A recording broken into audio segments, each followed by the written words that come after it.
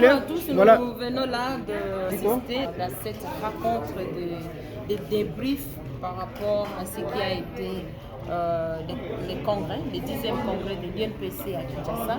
Alors il fallait faire une restitution dans le cadre toujours de redevabilité. Il fallait encore venir parler aux journalistes, leur faire revivre l'ambiance de ce qui a été le congrès à Kinshasa.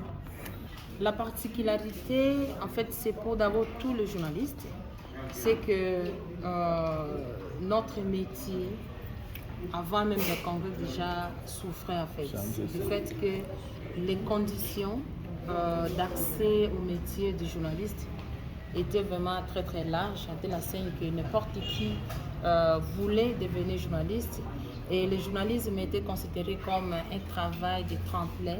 Donc quelqu'un vient pour attendre, pour avoir l'ouverture vers des hommes politiques, parce qu'il sait, lors de l'interview, il pourra rencontrer des grandes personnalités.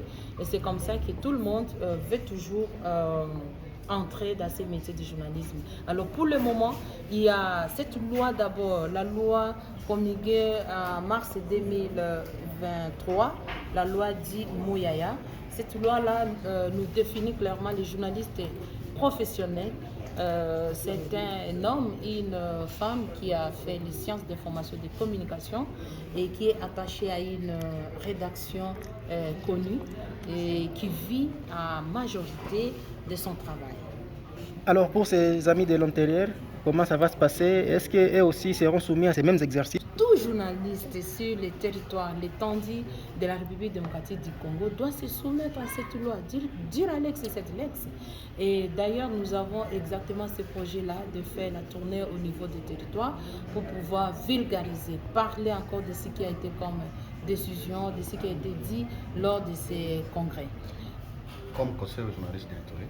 Conseil aux journalistes d'éditorial, restons soudés et voyons à chacun de se poser la question, parce que nous avons clairement montré les statuts de journalistes, c'est quoi, les journalistes professionnels, à ceux qui ont encore des litiges, ceux qui continuent à étudier, nous les encourageons de continuer à étudier et d'être brillants.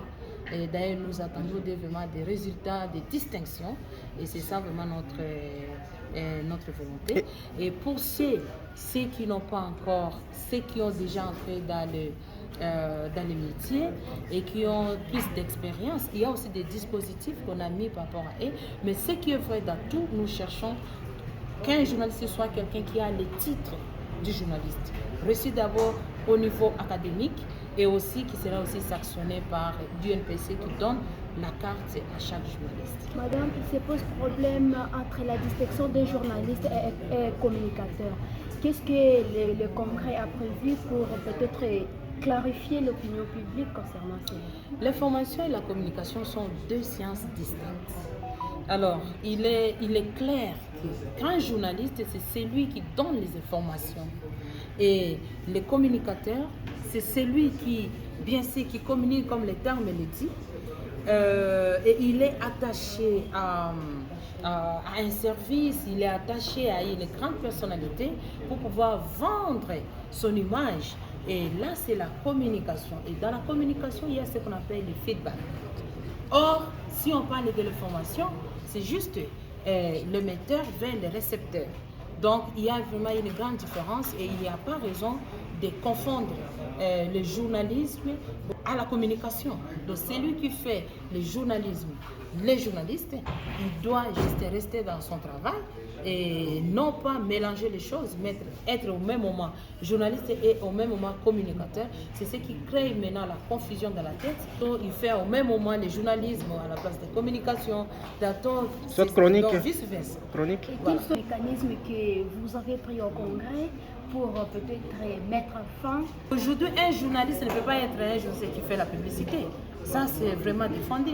Un journaliste ne peut pas porter des habits qui font des publicités, du genre un polo, qui parle d'une boisson, qui parle des partis politiques, qui parle d'une appartenance religieuse. Non, le journaliste ne peut pas faire ça.